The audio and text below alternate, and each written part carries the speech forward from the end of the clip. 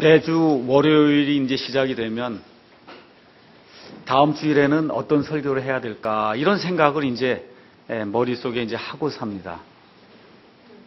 그래서 이런 말씀도 보고 저런 말씀도 보고 또 여러 가지 경건 서적들을 이렇게 읽어보기도 하면서 하나님께서 어떤 말씀을 나를 통해서 이번 주에 하실 것인가 이런저런 생각을 하면서 이제 한 주간을 보냅니다.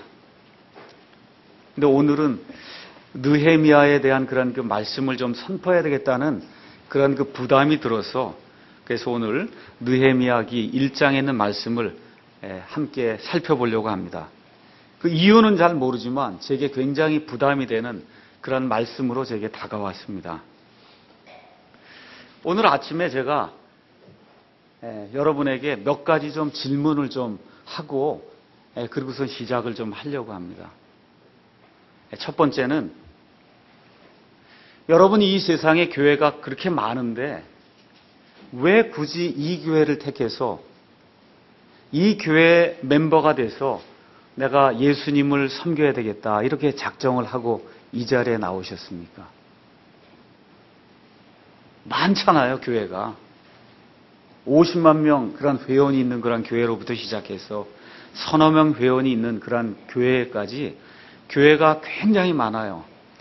교파도 굉장히 많고 주장하는 것도 굉장히 많은데 왜 여러분은 굳이 오늘 아침에 송내에 있는 사람 침례교회라고 하는 이 교회를 선택을 해서 차를 몰고 버스를 타고 전철을 타고 이 자리에 지금 나와 있는가?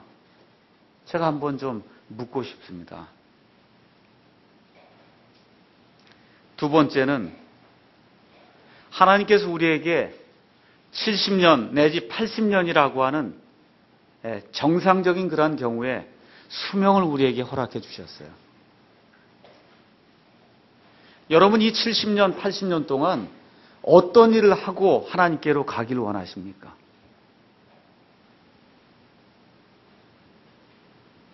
한번 좀 그걸 생각해 보는 그런 시간이 좀 되었으면 좋겠다 이런 생각을 합니다. 예수님께서 저 공중에 나는 저 참새가 떨어지는 것조차도 예수님께서 하늘 아버지께서 모든 것을 다 알고 계신다 그랬거든요. 그 참새가 1아사리온에 팔리고 1아사리온에 2마리가 팔리고 어떤 경우에 2아사리온에 5마리가 팔리고 이런 거 하는 것까지 하나님께서 다 아신다고 이렇게 말씀하셨는데 왜 굳이 멀리서 이 자리에까지 와서 꼭 이 교회를 지금 다녀야 되겠다고 이렇게 작정을 하고 나오고 있는지 한번 아침에 생각을 해봤으면 좋겠어요. 여러분은 다른 사람들에 대한 그러한 관심이 있습니까? 내가 이 교회에 지금 나오는 게 정말 내가 다른 사람들을 위한 그런 관심이 있기 때문에 나온다 이런 생각 한번 해보신 적이 있습니까? 아니면 나는 어떤 일에 대한 부담이 있습니다. 내가 지금 인생 70년, 80년을 사는 가운데 하나님께서 허락하시면 내가 이 일을 하고 싶습니다. 아니면 저 사람을 예수님께로 인도하고 싶습니다. 어떤 일을 하고 싶습니다 하는 어떤 그런 부담감, 여러분 부담 아시죠?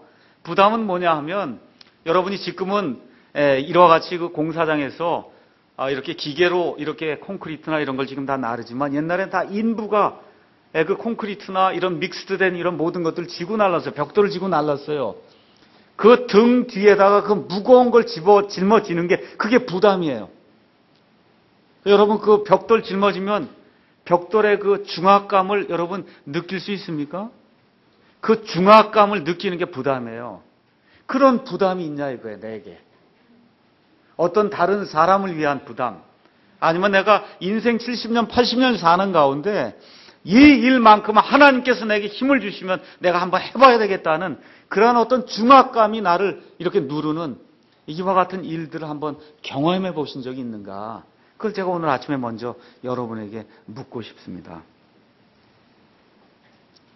이 세상에 여러 가지 나쁜 죄악이 있지만 어떤 사람은 가장 나쁜 죄악은 사람들을 미워하는 게 아니라 사람들에 대한 무관심한 거다. 그렇게 이야기를 했어요. 과연 우리는 얼마만큼 우리 주변에 있는 사람들에게 관심을 표명하고 있는가? 정말 예수님의 대사로서 얼마만큼의 중압감과 부담감을 가지고 우리가 일생을 지금 살고 있는가. 이 시간 한번 그래서 우리에게는 무슨 부담이 있는가라고 하는 그런 제목을 가지고 하나님의 말씀 느헤미야기를 통해서 하나님이 주시는 이와 같은 일들에 대해서 생각해보는 시간을 갖도록 하겠습니다. 여러분께서 느헤미야기는 아마 평생 한 번도 안 읽은 분들이 많이 있을 거예요. 또 읽으셨어도 이게 도대체 무슨 얘기인지 모르는 분이 이제 많기 때문에 그래서 잠깐 배경 설명을 하도록 하겠습니다. 하나님께서 사울 왕을 세우셨다가 그 다음에 다윗 왕을 세우셔서 그래서 유다 왕국을 이제 만드셨습니다. 이스라엘 왕국을 만드셨어요. 그 다음에 솔로몬이 나오고 그 다음 왕으로 르호보암 왕이 나왔을 때 남왕국 유다와 그 다음에 북왕국 이스라엘로 이 왕국이 갈리는 이와 같은 일이 발생했어요.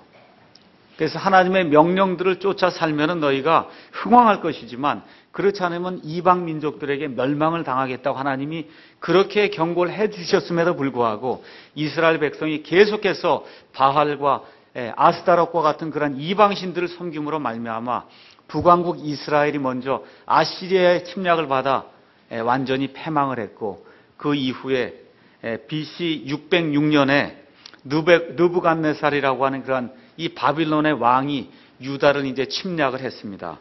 그 이후에 다시 20년이 지나서 BC 586년에 제3차 바빌론의 그 침략에 의해서 예루살렘이 완전히 회파가 되고 하나님의 성전이 말 그대로 돌 하나도 남지 않을 정도로 완전히 회파가 돼서 그래서 이스라엘 그 땅에 살고 있던 그 유다 백성 중에 쓸만한 사람들은 몽땅 다 바빌론 왕이 데리고 가고 그리고 정말 별거 없는 그런 사람들만 농부들 몇 사람만 포도원을 가꿀 수 있는 몇 사람만 이 예루살렘에 남게 되는 그와 같은 엄청나게 황폐하게 되는 일이 그 당시에 이제 생기게 됐습니다. 그래서 이스라엘 백성이 드디어 이제 바빌론 포로 생활을 이제 시작을 해서 정말 그 안에 가서 거기 가서 보면 나무와 돌과 그 다음에 은과 금으로 만든 그러한 그 우상들을 섬길 수밖에 없는 이와 같은 엄청난 어려움을 이제 겪게 됐습니다. 하나님께서 다시 긍휼을 베푸셔서 BC 536년에 스룹바벨을 포함한 약 5만 명의 이스라엘 백성이 다시 유다 땅으로 돌아오는 그와 같은 기적이 발생하게 됐습니다. 유다 땅에 다시 돌아와 보니까 성전이 회파된 곳에 정말 들풀이 자라고 정말 어려운 것과 같은 그 상황 속에 빠졌는데 더더구나 그 주변에 있던 이방 민족들이 이 사람들을 학대하고 핍박했기 때문에 하나님의 전조차도 세우지 못하고 지금 20년이 흘러가는 이와 같은 일들이 생겼는데 겨우 하나님의 전에 기초를 놓고 학개와 스가랴 대언자의 그 격려에 따라서 겨우 좀 볼품없게 하나님의 전을 이제 다시 만들어 놨습니다. 그래서 겨우 거기서 경배를 드리고 있는데 어떤 문제가 발생했냐 하면 예루살렘이라고 하는 것은 해발 약 800m에 있는 그와 같은 도시인데 그 당시는 지금과 달리 성벽을 쌓지 않으면 언제라도 외부의 적들이 들어와서 이 도시를 침략할 수 있는 그와 같은 상황이에요. 그러니까 성벽이 없는 도시는 말 그대로 연약하기 그지없어서 언제라도 침략을 당할 수 있는 그러한 상태에 있는데 사람들이 할 수가 없는 거예요. 무서워서 할 수가 없는 거예요. 성벽을 지으려고 하면 옆에 있는 민족들이 와서 왜 짓냐고 그러고 핍박을 하고 하니까 성벽을 지을 수 없는 그런 상태로 계속해서 언제까지 이게 흘러갔냐 하면 BC 455년까지. 그러니까 다시 말씀드리면 스룹바벨이 돌아온 이후 약 80년이 될 때까지 사람들이 성벽을 지을 엄두를 못 내고 있는 이러한 상태에 지금 여기 느헤미야라고 한 사람이 다시 바벨론 왕국 이후에 드러난 왕국이 페르시아 왕국이에요. 그 페르시아 왕국에서 보낸 이런 총독으로 이 예루살렘에 와서 그가 행한 일은 성벽을 세우고 성벽에 있는 대문들을 다는 그와 같은 일들을 이 느헤미야가 이제 하게 된 겁니다. 자, 그래서 이와 같은 그 배경을 통해서 하나님께서 이 시대에 저와 여러분을 택해서 어떤 일들을 하기 원하시는가? 한번 우리가 생각해보고 무언가 하나님께서 우리와 함께 하시면 내가 이와 같은 일에 동참해야 되겠다는 그런 다짐을 할 수 있는 그러한 시간이 되기를 하나님의 이름으로 축원합니다. 여기 느헤미야기 1장 1절에 가서 보니까 제20년 기슬루월에 내가 수산궁에 있었다. 지금 그렇게 이야기를 하고 있어요. 그 당시는 페르시아 왕국입니다. 그 당시의 왕의 이름은 아닥사스다예요. 그래서 아닥사스다라고 하는 그런 왕이 통치한 지 20년 되었을 때 이 페르시아에는 여름 왕궁이 있고 겨울 왕궁이 있었는데 이 수산궁은 겨울 왕궁이었어요. 그래서 여기 나오는 기슬레월은 지금으로 얘기하면 11월, 12월이 되는 추운 때입니다. 그래서 11월, 12월이 추운 때에 왕이 겨울 왕궁으로 자리를 옮기고 그래서 거기서 사람들을 다스릴 때 지금 여기 느헤미야가 나오는데 느헤미야는 어떤 사람이었냐? 11절 가서 보니까 왕의 잔을 드는 사람이다. 이렇게 이제 표현이 되어 있어요. 느헤미야라고 하는 원래 그 사람의 이름은 하나님의 위로를 받은 자다. 그런 뜻이에요. 이 하나님의 위로를 받은 이 사람이 지금 어떤 일을 하고 있냐 하면 이방 나라의 그 당시에 가장 큰 이방 나라는 페르시아였어요. 그 페르시아 왕국에서 그 왕의 이 잔을 들어서 바치는 그와 같은 일을 하고 있었습니다. 잔을 들어서 바친다. 그러니까 이게 도대체 뭐 하는 거냐. 이상하게 생각하는 그런 분들이 있을 거예요. 우리나라도 마찬가지고 옛날에 임금님이 뭘 이렇게 드시려고 하면 밥이든 술이든 물이든 뭐든지 먼저 그 넷이나 아니면 여기 이렇게 이와 같은 사람들이 먼저 맛을 보고 그 안에 독이 들어있지 않다고 하는 것이 증명이 돼야 왕이 먹었습니다. 그래서 잔을 드는 자라고 하는 건 이게 별 볼 일 없는 그런 자리가 아니고 왕 바로 옆에 앉아서 왕에게 올라오는 모든 음료수와 그 다음에 포도주와 이런 모든 것들을 맛을 잠깐 보고 그러고서는 왕에게 이것을 먹을 수 있다고 이야기해주는 아주 중대한 그러한 그 위치에 있는 그러한 사람입니다. 그러면 그 얘기는 무슨 얘기냐면 매일같이 왕을 마주 봐야 되는 사람이에요. 그럼 왕을 마주 봐야 된다. 이렇게 되면 일단 어때야 되겠어요? 용모가 준수해야 되겠죠. 용모가 준수한 사람이에요. 또 어떤 사람이어야 되냐 하면 왕하고 이야기를 자주 나누는 사람이어야 돼요. 왕이 무슨 이야기를 물으면 거기에 합당하게 사력 있게 분별력 있게 이 말씀을 전해줘서 왕에게 조언도 주고 그렇죠? 왕을 잘 보살피는 그와 같은 사람이어야 하기 때문에 학식이 뛰어나고 지혜가 있고 총명한 그런 사람이래야만 이와 같은 자리에 올라갈 수 있는 거예요. 이게 여러 명 있는 게 아니란 말이에요. 그러니까 왕의 총애를 받는 그러한 사람으로서 학식과 지혜와 지식이 뛰어난 이와 같은 사람이 아니고는 이와 같은 그 자리를 차지할 수가 없어요. 근데 지금 느헤미야는 어떤 사람이냐 하면 페르시아 사람이 아니라 페르시아의 사람들이 노예로 잡아온 유대인이란 말이에요. 그 유대인이 지금 왕 앞에 서서 매일같이 그 왕 앞에 조언을 한다라고 했을 때는 이 사람의 그 용모와 학식과 지식과 하여튼 이 모든 것이 얼마나 뛰어났는가. 그걸 우리가 이러한 사실을 통해서 미루어서 짐작을 할 수 있습니다. 제가 말씀드린 대로 이 느헤미야가 이 말씀을 기록하기 전에 이미 80년 전에 유대인들의 많은 무리가 다시 예루살렘으로 돌아갔어요. 첫 번째 귀환은 스룹바벨과 함께 이루어졌어요.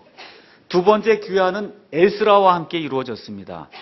그런데 지금 느헤미야가 이렇게 훌륭한 사람이 인품이 좋은 이런 사람이 지금 여기 남아있는 거예요. 무슨 이유로 남아있는지 알 수가 없지만 오늘 우리가 이 느헤미야기를 통해서 하나님께서 이 시대에 반드시 느헤미야를 통해서만 할 수 있는 일이 있기 때문에 그래서 하나님께서 그의 마음을 움직여서 지금 여기 페르시아 땅에 지금 남아있게 만드신 겁니다. 그가 총독이 되지 않고서는 그와 같은 일을 할 수가 없기 때문에 그래서 하나님께서 적당한 때가 이를 때까지 지금 느헤미야를 지금 페르시아에 두신 거예요. 자, 그래서 매일같이 이제 날이 이제 흘러갑니다. 그때마다 뭘 해요? 왕에게 올라오는 모든 음료를 맛보고 왕에게 가져다 주고 왕에게 조언을 하고 왕을 좋은 길로 인도하고 좋은 말을 하고 하는 그런 일로 계속해서 이제 시간이 지나고 있는데 어느 날 이 느헤미야라고 한 사람의 그 삶의 전환기가 될 수 있는 그런 날이 임하게 된 거예요. 어떤 날이었냐 하면 느헤미야에게 형제가 있었는데 그 형제의 이름이 하나니였습니다. 이 하나니가 몇백 킬로미터가 되는 이와 같은 그 길을 가서 다시 예루살렘으로 돌아갔다가 예루살렘의 모든 사식을 이제 다 살펴보고 상황을 살펴본 뒤에 지금 페르시아에 있는 수산궁으로 돌아와서 자기 아마 형이 되겠죠. 형이 되는 그 느헤미야에게 지금 소식을 보고하는 그런 날이 느헤미야에게 이르게 된 겁니다.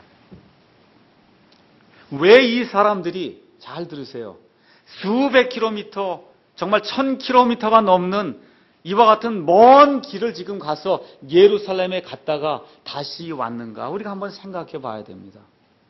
지금처럼 자동차가 있어서 그저 이틀이고 3일이고 달려갔다가 다시 이틀이고 3일이고 달려오는 그런 시대가 아니에요. 가다 보면 산적도 있고 정말 물의 위험도 있고 정말 산의 위험도 있고 정말 그 여러 가지 말할 수 없는 그와 같은 그 위험을 무릅쓰고 지금 이 사람들의 무리가 지금 예루살렘에 갔다가 그 예루살렘의 그런 그 형편을 알아보고 지금 여기 돌아오고 있거든요. 이 이야기는 무슨 얘기냐면 느헤미야를 비롯한 많은 거기 남아있던 그 유대인들이 살기는 지금 거기 살아도 마음이 어디가 있다는 거예요? 예루살렘과 이 하나님의 정말 그 영이 거하시는 그 성전, 이 성전에 대한 그와 같은 그 관심이 지대했기 때문에 많은 물자를 가지고 이 사람들을 도와줘서 거기 갔다 오게 하는 그런 일들을 했다 그 얘기입니다. 그럼 이 사람들이 무엇에 관심이 있었어요? 과거에 우리 하나님께서 이집트 땅에서 모세를 통해서 이 속박에 담겨있던 이 사람들을 구원해서 여호와 하나님만이 유일하신 하나님이라고 하는 그와 같은 그 믿음을 주셨어요. 그 믿음의 유산, 과거에 하나님께서 우리와 함께 해주셔서 우리가 이방 민족들 가운데서 으뜸되는 그런 그 민족으로 만들어 주셨다고 하는 그 믿음의 유산, 거기에 관심이 있었어요. 두 번째, 지금 이 이스라엘 백성이 이방 땅에 가서 포로 생활하고 지금 이스라엘 백성 중에 일부가 지금 예루살렘으로 돌아갔지만 지금 우리가 엄청난 모욕과 치욕을 당하고 하나님의 명예가 땅에 곤두박질 쳐 있는 이와 같은 이런 상황에 지금 관심이 있었고 앞으로 우리 자녀들에게 하나님께서 어떤 일들을 하실 것이고 앞으로 우리 땅에 하나님께서 어떤 일들을 하실 것인가 우리의 미래에 대해서 지금 이 사람들이 관심을 가지고 있었습니다. 그래서 자기 동생과 일당의 그 무리를 거기 보냈어요. 어떤 일들이 과연 거기서 일어나고 있는가를 자세히 알기를 원했습니다.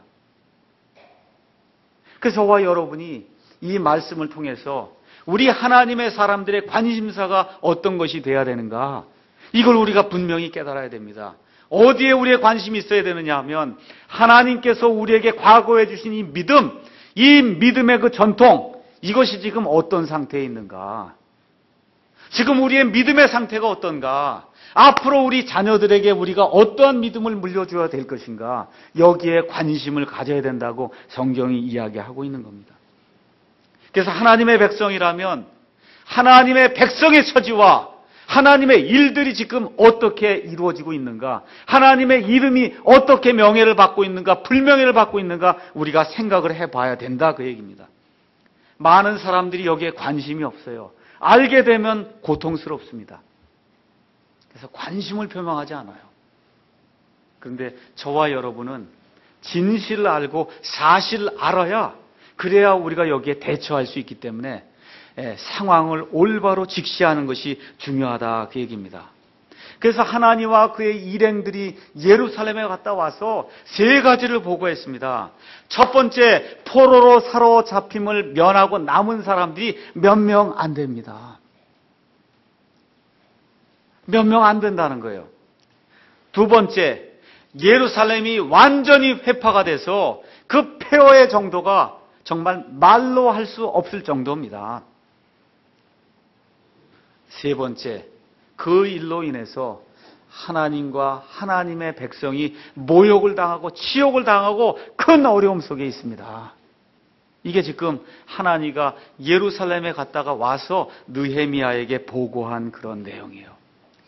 많은 사람들이 이전에 지금 예루살렘으로 돌아갔지만 이 외세의 침입으로 인해 아직 겨우 성전만 조그맣게 짓고 성벽을 짓지 못해서 언제 이 사람들이 쳐들어올지 부들부들 떠는 가운데 매일같이 염려하는 가운데 두려움 속에 지금 살고 있습니다.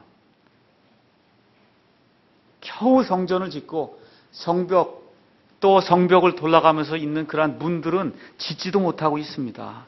적군이 언제라도 침입할 수가 있습니다.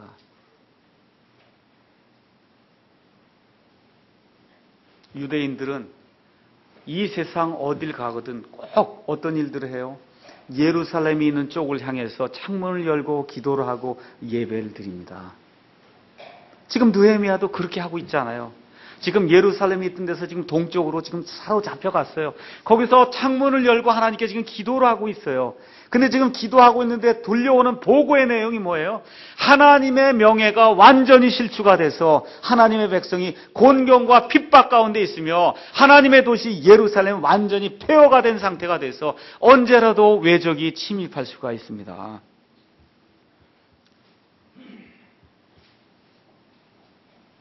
우리의 상태는 어떻습니까, 여러분? 우리의 상태는 어떠냐 이거예요. 우리의 상태. 우리 한국 사람들은 열심이 많아요. 유대인들하고 거의 비슷해요. 근데 그 열심이 지식을 따른 열심이 아니에요. 이 샤머니즘이 워낙 강해요. 이 예수 믿는 거를 샤머니즘하고 합작을 해갖고 그래서 기복신앙으로 만들어 놨어요. 이 세상이 이렇게 부지런을 떠는 민족이 어디 있어요? 새벽마다 기도한다고 모이고 하는 나라가 어디 있습니까? 이 전 세계 200개가 넘는 그런 국가들 가운데 일주일에 예배를 10번, 20번 드리는 그런 나라가 어디 있어요? 이 세상에. 예배당을 성전이라 그러고 하면서 여기 성전 건축해야 된다고 하는 그런 나라가 이 세상에 어디가 있어요? 목사를 제사장으로 만들어 놓고 목사의 말을 따라서 움직이는 그러한 교회가 이 세상에 어디 있냐 이거예요. 교회마다 락 음악하고 랩 음악하고 꽝꽝대고 이런 교회를 가진 그런 나라가 이 세상에 어디 있냐 이거예요. 그 열심을 따지면 한국 민족처럼 열심을 가진 그런 민족이 없다고요. 심지어 유대인들보다 더 열심히 세요. 근데 무슨 열심이냐? 내 열심이요, 샤머니즘의 열심이요, 복을 받기 위한 기복신앙의 열심이다 그 얘기입니다. 목사도 마찬가지고 교회도 마찬가지고 신학교도 마찬가지고 이게 지금 우리의 현실이다 그 얘기예요. 복음이 지금 들어와서 100년이 됐는데 이 세상에 수출하는 그 복음이 성경의 복음이 아니라 한국식 이 샤머니즘적인 그런 복음을 필리핀에도 선교에 수출하고 러시아에도 수출하고 아프리카에도 수출하고 지금 그런 복음을 만들어서 대량 수출하고 있어요. 자동차 수출하듯이. 그래서 하나님의 말씀이 완전히 이 땅에 떨어져서 하나님의 말씀이 역사하지 않는 이와 같은 때에 지금 우리가 살고 있다 그 얘기입니다. 하나님의 교회를 바르게 하고 하나님의 백성이 바로 서기 위해서는 온전한 하나님의 말씀이 있어야 됩니다. 하나님께서 우리에게 은혜를 베풀어 주셔서 약 100여 년 전에 하나님께서 개역 성경을 주셨어요. 부족하지만 그걸 가지고 우리가 지금까지 신앙생활을 했습니다. 하지만 하나님께서 우리에게 눈을 열어주셔서 개역 성경에 이런 부족한 것들을 보게 하시고 하나님께서 지금까지 보존해 주신 하나님의 완전한 말씀을 담고 있는 그러한 성경이 있다는 것을 우리에게 약 20년 전에 보여주셨습니다. 그래서 우리가 힘을 합쳐서 하나님의 것을 올바로 세우기 위해서는 이 성경을 먼저 번역해야 되겠다 해서 많은 사람들이 힘을 합쳐서 이 킹제임스 흠정역 성경을 우리가 내놓았습니다. 하나님의 일을 시작할 수 있는 기초를 지금 놨어요. 근데 여러분 보시니까 이걸 따르고 하나님의 것을 추구하는 사람이 많습니까? 적습니까? 적어요. 적어요. 마치 어느 때와 같아요? 느헤미야 때와 지금 똑같은 거예요. 포로로 사로잡힘을 그걸 면하고 남아있는 자들이 소수라 그랬단 말이에요. 지금 느헤미야가 기에 가서 보니까 포로로 사로잡힘을 면하고 샤머니즘이 뭐 이런 게 이 포로로 사로잡힘을 면하고 하나님의 말씀을 따라 바르게 믿어야 되겠다는 사람들이 지금 소수다 그 얘기예요. 하나님의 이름이 실추가 돼서 예수 믿는다고 하고 교회 다닌다 그러면 세상 사람들이 우습게 여기는 지금 때에 지금 와 있다 그 얘기입니다. 완전히 교회가 무방비 상태가 돼서 성벽이 없어요. 세상의 모든 것이 들어와서 마음껏 교회 안에서 이렇게 횡포를 부려도 막을 수 있는 사람이 없어요. 성벽이 없기 때문에. 제가 누누이 말씀드리지만 우리 교회는 신약교회를 추구해요. 예수님 십자가 사건 이전과 이후는 하늘과 땅처럼 다른 시대가 열렸어요. 그런데 왜 지금 이 시간에 구약시대의 교회를 하고 있냐 그 얘기입니다. 구약시대에 땅에 있는 이스라엘 백성, 하나님의 선택을 받은 그 백성에게 하나님께서 주신 그러한 것들을 지금 이 시대에 우리가 추구하면 안 된다 그 얘기예요. 이미 제사장, 하나님과 사람 사이에서는 인간 제사장은 없어졌습니다. 하나님이 거하시던 그런 성전은 없어졌어요. 저와 여러분이 제사장이 되었고 저와 여러분 안에 하나님의 영이 직접 거하시는 성전이 된 이와 같은 시대에 하나님께서 예수님 십자가 이후에는 완전히 다른 그런 형태의 완전히 더 나은 상속 언약을 주시고 완전히 다른 길을 보여주셔서 하나님께 직통 나아가서 하나님께 나아가서 우리의 모든 것을 알을 수 있는 아름다운 것과 같은 시간을 주셨는데 왜 지금도 구약시대에 그런 교회를 하면서 구약시대에 그 종이 돼갖고 율법의 종된 그와 같은 생활하냐 그 얘기입니다. 너무너무 불쌍하고 너무너무 이건 정말 말도 안 되는 그런 일들이 교회 안에서 일어나고 있기 때문에 그래서 우리가 열심을 가지고 느헤미야 이런 말씀을 통해서 무언가 하나님께서 함께 하시면 이 시대에 우리가 이와 같은 일들을 바꿔놔야 되겠다 이런 생각을 하고 인생의 부담을 가지고 그렇게 우리가 살아야 되겠다 그 얘기입니다. 앞으로 다음 시대는 누가 책임질 거예요? 여기 도준이, 도희, 여기 한나, 혜지, 동화, 성화, 민철이, 그죠? 우리 준영이, 여기 유나. 누가 이 아이들의 생활, 교회 생활, 믿음 생활을 책임질 거냐 그 얘기입니다. 저와 여러분이 각성을 하고 정말 느헤미야와 같이 정말 하나님이 함께 하시면 내가 한번 해보겠습니다. 하나님의 일을 해보겠습니다라고 하는 이와 같은 작정을 하고 이 교회에 나오셔야 된다 그 얘기입니다. 어디에 관심을 가지고 두고 사세요 여러분? 어디에 지금 부담을 두고 사세요? 이런 부담이 있으니까 지금 천안에서도 2시간씩 차를 몰고 오고 구리에서 분당에서 1시간 이상씩 차를 몰고 우리가 지금 오고 있는 거예요. 이런 부담과 관심이 있기 때문에 우리가 이런 일들을 하는데 이제는 이거를 모아야 된다 그 얘기예요. 이제는 각계전투하는 것이 아니라 이제는 이런 마음을 가진 사람들이 함께 힘을 모아서 하나님이 함께 하시면 성벽을 내가 재건하리라 라고 하는 그런 다짐을 해야 된다 그 얘기입니다. 그래서 느헤미야가 이 말을 듣고는 부담의 눈물을 흘리는 대목이 4절에 나옵니다. 내가 이 말들을 듣고는 앉아서 울고 여러 날 동안 애곡했다 그랬어요. 저와 여러분이 바른 믿음을 소유하고 바른 말씀을 소유했으면 지금 한국에 돌아가고 있는 이런 실정으로 인해서 저와 여러분이 울고 슬퍼하는 그런 심정이 돼야 된다고 성경이 지금 이야기하는 거예요. 대부분 나약한 사람이 웁니다. 근데 성경에는 몇 사람 운 사람들이 있어요. 그 운 사람들의 그 모습을 보면 정말 그 운 사람들을 통해서 하나님이 일하신다고 하는 사실을 알 수가 있습니다. 여기 지금 느헤미야가 울었습니다. 이 성벽을 짓고자 하는 그런 그 마음이 있어서 울었어요. 예레미야가 하나님의 말씀을 선포했습니다. 너희가 계속해서 하나님께 등을 돌리고 하나님을 추구하지 않으면 너희가 바벨론 땅으로 잡혀간다고 그렇게 이야기해도 듣질 않아요. 매일같이 눈물을 흘렸습니다.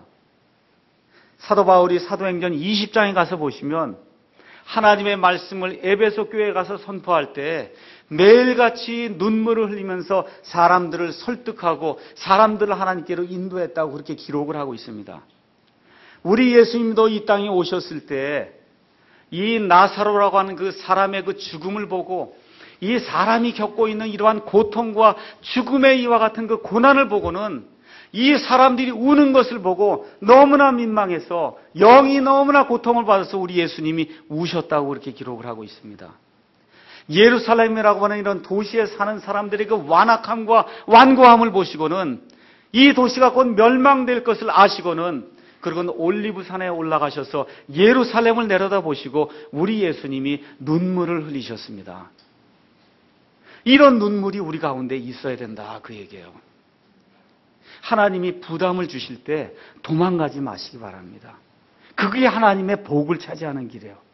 하나님이 부담을 주시고 하나님이 관심을 가지라고 이야기할 때 내가 하겠습니다 해야 돼요. 근데 이게 부담이에요. 말 그대로 부담입니다. 근데 내가 하겠다고 하나님께 나서게 될 때 그게 하나님이 복을 주실 수 있는 그런 기회가 된다. 이런 부담이 있어야 목표를 세울 수 있습니다. 이제 우리 교회가 1년 반 정도 지금 돼갑니다. 지난 1년 반 정도 동안 내가 아무 얘기하지 않았어요. 무슨 이야기만 했냐? 영혼의 자유를 누리시고 여러분의 영이 성장해야 됩니다. 그 이야기만 했습니다. 이젠 지금 1살 반이 됐으니까 이제 조금 서서 돌아다닐 때가 됐거든요. 이제부터 제가 이야기하는 거예요. 부담을 가지고 목표를 세우고 우리 교회가 나가야 된다. 제가 이제 슬슬 이야기를 하는 겁니다. 부담을 가져야 돼요. 하나님의 일에 대한 부담, 하나님의 백성에 대한 부담. 여러분 얼마나 불쌍합니까? 교회의 종이 돼갖고 지금 구약교회를 하면서 제사장의 종이 돼갖고 지금 돌아다니고 있으니 마귀의 종이 돼서 복받는다 그러고 기복신앙하고 지금 돌아다니고 있으니 얼마나 불쌍해요. 믿지 않는 사람보다 더 불쌍한 거예요 이게.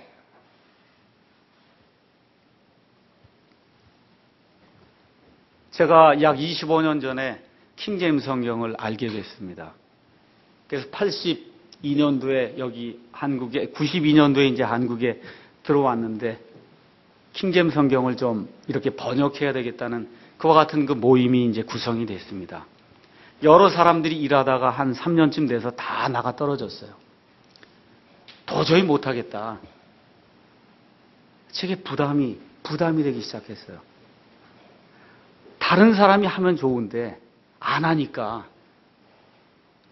나라도 어떻게 해봐야 되겠다는 그런 부담이 생긴 거예요. 어떻게 부담이 생겼냐? 죽더라도 해야 되겠다 한번 하는 그런 부담이 생긴 거예요. 이거는 해놓고 내가 죽어야 되겠구나 하는 부담이 생겼어요. 밤낮으로 한 거예요. 얼마 동안? 15년 동안 한 겁니다. 제가 이걸 여러분에게 무슨 자랑하려고 하는 게 아니에요. 하고 나서도 어떻게 했는지 모릅니다. 1517년에 마틴 루터가 95개 조의 그 항을 비텐부르크 그 성에 갔다가 이제 받고 종교 개혁이 이제 시작이 됐어요. 그 일을 하기 전에 마틴 루터가 고백을 했어요. 이 온 세상에 있는 모든 사람들이 다 천주교가 옳다 그러고 교황이 옳다 그러고 사제가 옳다 그러고 고백 성사를 해야 된다 그러고 교회에 열심히 다니면 구원받는다 그러고 7가지 성사를 하면 구원받는다고 하는데 어떻게 나는 성경을 읽고 로마 교황을 방문하고 로마 교황청을 방문하고 수행을 하고 고행을 하고 죽을 고생을 다 하는데 왜 이렇게 내게는 이렇게 예수님으로부터는 칭의가 생기지 않느냐 그 얘기예요. 그 성경을 읽어보니까 로마서 읽어보니까 의인은 믿음으로 말미암아 살리다 이런 말씀이 들어온 거예요. 그래서 의인은 믿음으로 말미암아 살리다라고 하는 그 말씀을 가지고 사람들에게 이야기하니까 다 미쳤다는 거예요. 다 미쳤다. 이 많은 사람이 다 미쳤냐? 너만 옳고. 그래서 마틴 루터가 고백을 해서 나만 정신병 환자가 된 것 같다. 온 주의 모든 사람이 교황을 통해서 천주교 사제를 통해서 고백 성사를 통해서 미사를 통해서 예수님 앞에 나가서 구원받을 수 있는데 그것이 아니라 사람의 행위로는 구원받을 자가 아무도 없고 예수님의 은혜로만 된다고 하는 이 말씀을 접했는데 보니까 나만 정신병자 같아요. 온 세상의 모든 사람이 나만 다 미쳤다 그래요. 이런 고백을 했습니다. 그래서 그의 사는 그 삶 동안에 마틴 루터가 수백 차례 설교를 했는데 처음부터 끝까지 설교한 내용 다른 거 없어요. 사람이 오직 믿음으로 의롭게 됩니다. 오늘도 그 설교, 내일도 그 설교, 죽을 때까지 그 설교만 했어요. 그게 부담이 돼서. 저와 여러분 이 시간에 어떤 부담을 가지고 있습니까? 지금 이 시대에 어떤 부담을 가지고 있느냐? 왜 이 교회에 지금 와서 앉아 있어요, 여러분? 영혼의 자유 맞아요. 그 영혼의 자유가 부담으로 바뀔 때 하나님이 역사하십니다. 아유, 이 교회 가니까 편안하다. 헌금 얘기도 없고 목사가 제사장 노릇도 안 하고 모든 게 다 편안하다. 이건 아주 신앙이 아주 믿음이 약한 상태예요. 여기에서 뭘 보셔야 돼요? 예수님으로 인해서 너희의 종된 나를 따르라고 지금 사도 바울이 이야기하거든요. 이 자유를 가지고 예수님의 종이 돼야 되겠다라는 믿음의 그 장성한 분량에까지 이뤄야 하나님이 기뻐하는 겁니다. 그래서 어떻게 해요? 부담의 기도를 한 거예요. 4절에서 9절 가서 보시면 어떻게 해요? 울고 우는 걸로 끝내면 안 돼요. 기도가 시작이 된 겁니다. 아버지, 내 힘으로는 할 수가 없습니다. 내 힘으로는 이 일을 할 수가 없습니다. 내게 부담이 지금 돼서 다가오는데 내 힘으로는 할 수가 없습니다. 하고 뭘 간구하느냐 하면 하나님의 은혜와 하나님의 긍휼을 간구하는 기도를 시작하는 거예요. 그래서 어떻게 해요? 느헤미야기는 기도로 시작해서 기도로 끝나는 거예요. 그래서 13장에 느헤미야의 기도가 자그마치 12번이 나옵니다. 기도로 시작해서 기도로 끝나는 거예요. 그래서 하나님과 함께 하지 않는 그런 교회의 일은 다 실패할 수밖에 없어요. 여러분 여기 인생 사업하러 오십니까? 인생의 사업은 자기의 지식과 경영 기법과 자기가 가지고 있는 경험을 살리면 성공할 수 있어요. 하나님의 일은 그렇게 안 됩니다. 하나님의 일은 믿음이 있어야 돼요. 하나님의 방법대로 해야 돼요. 하나님을 의지해서 해야 됩니다. 내 지식과 경험과 내가 가지고 있는 이와 같은 배경을 가지고 일을 하려고 할 땐 되지 않습니다. 느헤미야가 그 사실을 깨닫고 이거는 하나님의 능력과 하나님의 힘이 아니고는 할 수 없는 일이니까 내가 지금 시작하는 이 순간부터 하나님께 기도를 드립니다. 신약성경식으로 이야기하면 성령님의 충만이 없이는 불가능한 일이에요. 오순절 교회에서만 성령 충만 받으라는 게 아니에요.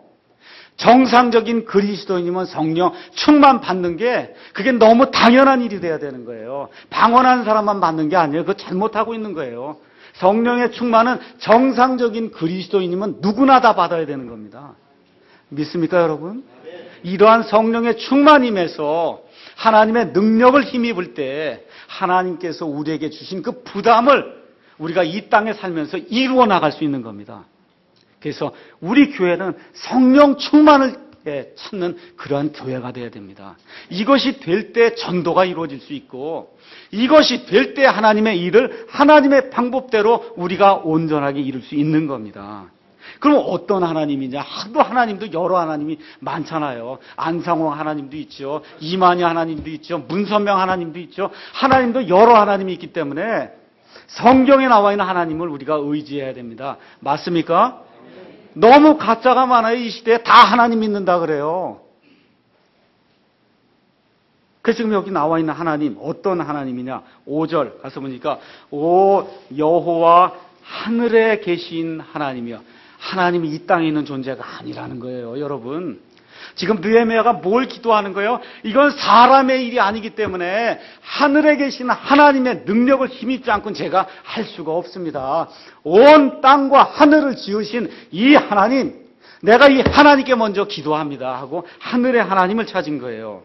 두 번째 어떤 하나님이냐? 이 하나님은 성경 말씀에 기록된 그 언약들을 지켜주시는 언약을 지키시는 하나님입니다. 아브라함의 하나님이요, 이삭의 하나님이요, 야곱의 하나님이요, 살아계신 하나님입니다. 믿습니까, 여러분? 예. 그 다음에 또 어떤 하나님이에요? 긍휼을 베풀어 주신 하나님이다. 그 얘기예요.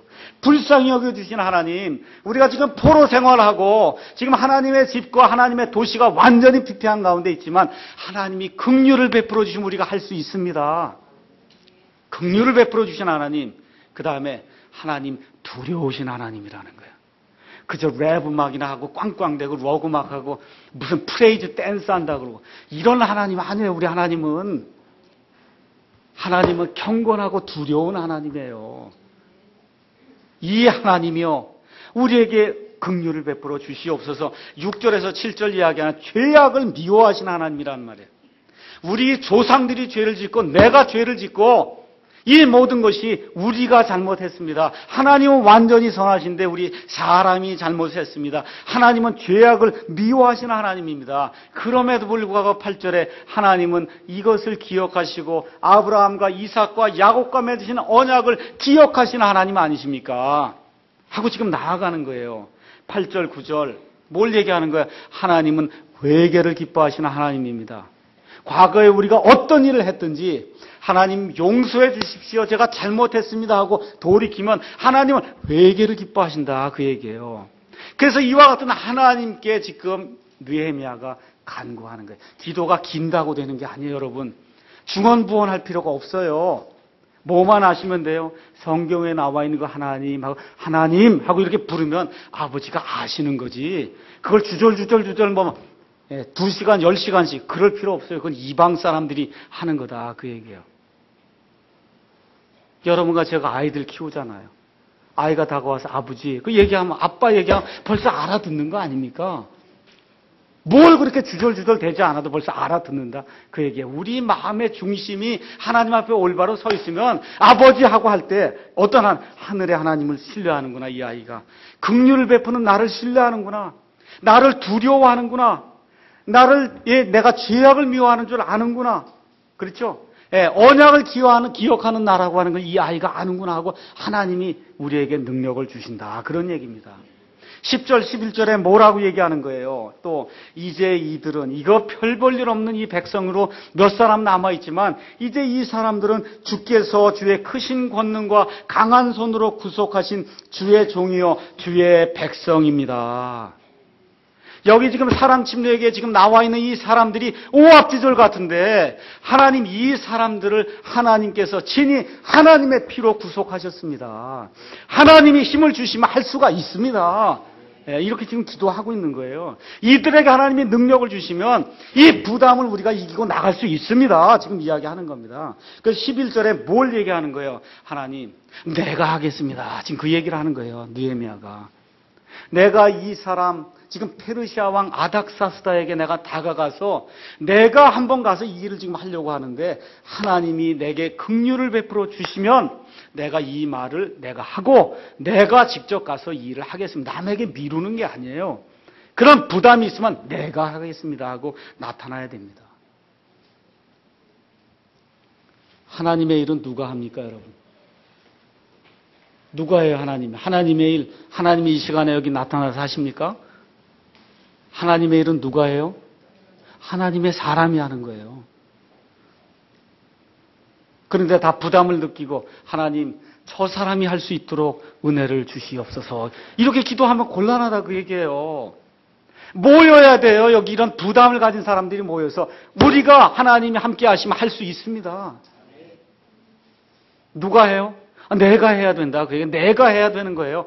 누구 다른 사람에게 미루지 말라는 거예요. 지금 느헤미야가 그렇게 기도하고 있는 거예요. 하나님이 함께 하시면 내가 이 왕에게 이 사실을 얘기하고 목숨을 내걸고 내가 한번 왕 앞에 나가겠습니다. 어떻게 왕 앞에 이런 얘기, 사사로운 얘기 할 수 없단 말이에요. 지금 이건 목숨을 내걸겠다 그 얘기예요. 지금 이 아닥사스다 왕에게 내가 목숨을 내걸고 한번 기회가 좋을 때 내가 이야기를 해서 한번 허가를 받겠습니다. 지금 그런 이야기를 하고 있는 겁니다. 제가 한번 물어볼게요. 하나님의 교회와 이 민족을 위해 여러분 부담을 갖고 계십니까? 부담. 이거 별거 없는 몇 사람 안 되는 것 같은데 하나님이 함께 하시면 우리가 할 수 있다. 이런 생각 여러분 드세요? 모여야 돼요. 그래서 계란으로 지금 바위를 치는 것 같죠? 근데 어떻게 해요? 느헤미야를 통해서 하나님이 하신단 말이에요. 이건 내 일이 아니에요. 내 사업이 아니기 때문에 저와 여러분이 하나님을 의지하면 하나님이 능력을 주실 때 이 일을 할 수가 있다. 그 얘기입니다. 네, 그래서 열심히 기도하고 하나님을 의지하고 주님을 신뢰하고 어떻게 해야 돼요? 발을 띄어야 되는 거예요. 발을 띄어야 돼. 발은 하나님이 띄워주지 않습니다. 발을 띄어야 돼요. 그래서 우리가 9월 둘째 주부터 전도에 발을 띨 거예요. 여기 송내 지역에 나가서 전도할 겁니다. 하나님의 영께서 우리와 함께 해주시면 들을 귀 있는 자들 우리에게 보내주시고 재물이 있는 자들을 보내주시고 재능이 있는 자들을 보내주시고 우리에게 좋은 그와 같은 교육을 할 수 있는 그런 사람도 보내주시고 선교사도 보내주시고 학식 있는 자들도 보내주시고 인품이 좋은 자들도 보내주시고 이 선교지도 잘 만들 수 있는 그와 같은 재능이 있는 그런 사람들 하나님 우리에게 보내주신다 그 얘기입니다. 이게 내 일 아니잖아요. 누구의 일입니까 이게? 하나님의 일이면 누가 하셔야 돼요? 하나님이 하신다 그 얘기입니다. 우리는 거기에 따라 제가 하겠습니다 라고 하나님 앞에 결의와 이 다짐을 하면 하나님이 하신다 그 얘기입니다. 그래서 하나님께서 여호수아와 느헤미야와 사도 바울과 함께 하신 것처럼 우리가 하나님의 능력을 힘입고 우리의 지금 놓여있는 이와 같은 비참한 상태를 깨닫고 우리의 과거와 현재와 미래를 살펴보면서 하나님으로 인한 그런 부담을 가질 때 우리 하나님께서 이 일을 하실 줄로 믿습니다. 정리하겠습니다. 여기 사랑침례교회에 오신 게 여러분 우연이라고 생각하십니까? 오늘 처음 오신 분도 있어요. 우연이라고 생각하세요, 여러분? 우리 하나님께서는 머리털 하나하나도 다 세신다 그랬어요. 여기 지금 이 자리에 나와 있는 게 그저 나 하나 구원받고 편안하게 살다 가려고 이런 마음으로 오셨으면 오산이에요, 여러분. 하나님께서 이제 좋은 성경을 주셨으니까 그 다음에 뭘 주셔야 돼요? 좋은 교회를 줘야 돼요. 그 좋은 교회가 한국 땅에 퍼져나가야 됩니다. 그 일을 하라고 하나님 우리에게 지금 이 교회를 허락하시고 우리에게 그와 같은 일을 하라고 지금 부담을 주시는 거예요. 이 민족의 지금 영적인 상태가 피폐하기 그지없습니다. 그저 목사 앞에 무릎을 꿇고 나가면 뭐가 되는 줄 알고 자동차를 사도 그냥 목사한테 가서 안수를 받고 뭐 목사가 안수하면 차가 뭐 고장이 안 나요? 사고가 안 나요? 이런 엄청난 헛된 열심을 가지고 살고 있는 자들에게 이 예수님께서 이 포로된 자들을 해방시키는 이 예수님의 능력이 임할 수 있도록 저와 여러분이 부담을 가지고 하나님께 기도해야 됩니다. 하나님께서 함께 하시면 우리가 할 수 있습니다. 이 일은 내 일이 아니라 하나님의 일이니까 하나님께서 하십시오. 우리에게 사람을 주십시오. 재물을 주십시오. 능력을 주십시오. 목사가 제대로 인도할 수 있도록 목사에게 통찰력을 주십시오. 지혜를 주십시오. 이렇게 여러분과 제가 기도하고 나아갈 때 불가능하게 보이는 그와 같은 일들이 우리 눈앞에서 이루어질 것을 저와 여러분이 확신합니다. 예수님께서 함께 하실 때 이와 같은 일들이 우리 세대 가운데 이루어질 줄로 우리가 확신을 합니다. 기도하겠습니다.